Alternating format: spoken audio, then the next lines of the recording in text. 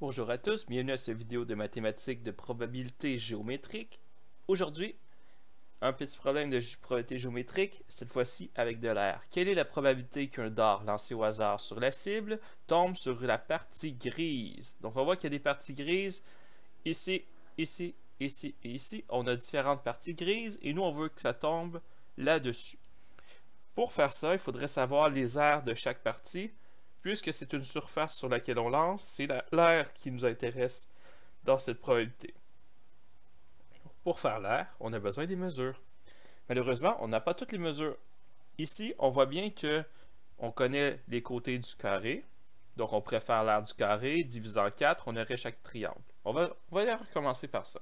Okay, on commence par ce qu'on est capable, on commence par ce qui est facile. Ici, donc, l'air d'un carré,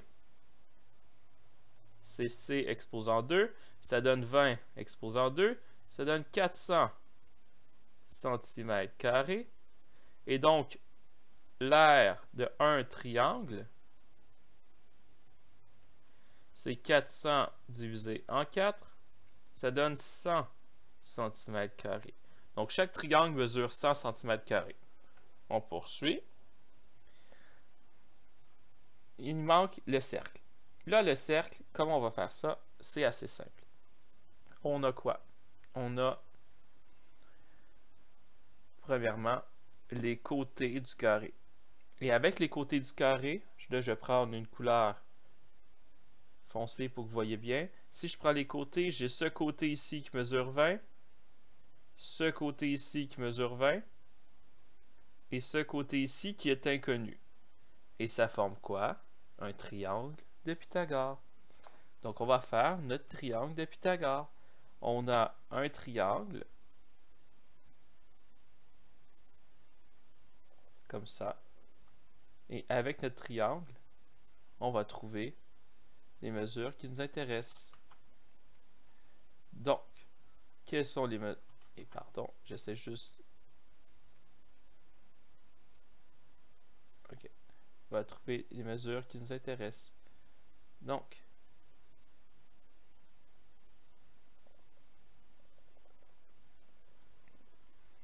je prends mon crayon. Ça, c'est 20. Ici, c'est 20 cm. 20 cm. Inconnu. Donc, Pythagore, c'était A à la 2 plus B à la 2 égale C à la 2. Donc, 20 à la 2 plus 20 à la 2, ça donne C exposant 2. Donc, 400 plus 400 égale C à la 2. 800 égale C à la 2. Je fais racine carrée pour annuler l'exposant 2. Donc, racine carrée de 800. Et j'obtiens, donc, racine carrée de 800. C'est racine carrée de C à la 2. Et donc, à gauche, j'obtiens 28,28. À droite, j'obtiens C, le côté. Donc, j'ai connu le long côté, c'est 28,28. Ça veut dire que le rayon de mon cercle, c'est la moitié. Puisque 28,28, c'est le diamètre au fond de mon cercle. Ça me donne 14,14 cm et le rayon de mon cercle. Donc, quand je calcule l'air d'un cercle, c'est pi fois rayon à la 2. Donc, c'est pi fois 14,14 à la 2. Et donc, pi fois 14,14 exposant 2, ça me donne 628,13.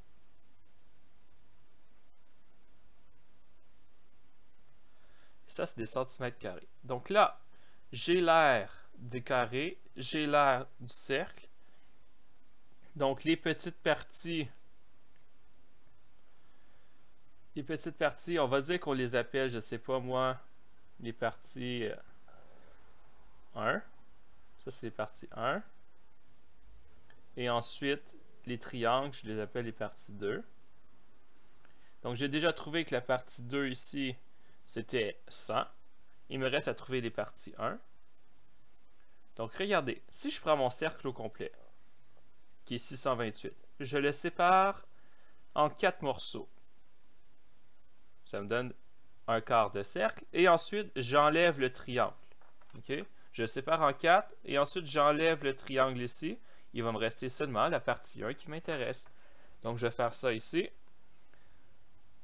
628,13 divisé en 4. Ça me donne 628,13 divisé en 4. Ça me donne 157,03. Ça c'est pour un quart de cercle. Et là ensuite, j'enlève le triangle. En enlevant le triangle, il me reste juste la petite partie ici. Donc, 157,03 moins 100. Ça me donne 57,03. Et ça, c'était la partie 1. Donc, j'ai trouvé la partie 2, j'ai trouvé la partie 1. Et maintenant, l'aire du gris, c'est 3 fois la partie 1. Et, pour calculer dire, c'est 3 fois la partie 1. Excusez-moi. 3 fois la partie 1 et 1 fois la partie 2. Donc, ça me donne l'aire du gris. C'est 3 fois 57,03 plus 100. On calcule 3 fois 57,03 plus 100. Ça me donne 271,09 cm². Donc ça, c'est l'aire de la partie grise. L'aire totale de mon problème maintenant. Eh bien, l'aire totale de mon problème, c'est la cible au complet qui est un grand cercle et qui est 628. Donc, quand je fais la probabilité d'obtenir la section grise, eh bien, c'est l'aire du gris sur l'aire totale. Et donc, l'aire de la section grise, c'est 271,09 divisé par 628,13. Ce qui me donne 271,09 divisé par 628,13, ça me donne 0. On peut toujours écrire environ, parce qu'on va arrondir, 0,4316, ce qui est équivalent à 43,16%. Et là, on peut se poser la question, est-ce que c'est logique que la section grise, ce soit seulement 43%? Eh bien oui, on voit que la section grise, c'est moins que la moitié, donc c'est tout à fait logique. Voilà, j'espère que vous avez apprécié cette vidéo de probabilité géométrique. N'hésitez pas à le regarder à nouveau s'il y a des éléments qui vous ont semblé un peu trop rapides. Bonne journée, bonne étude!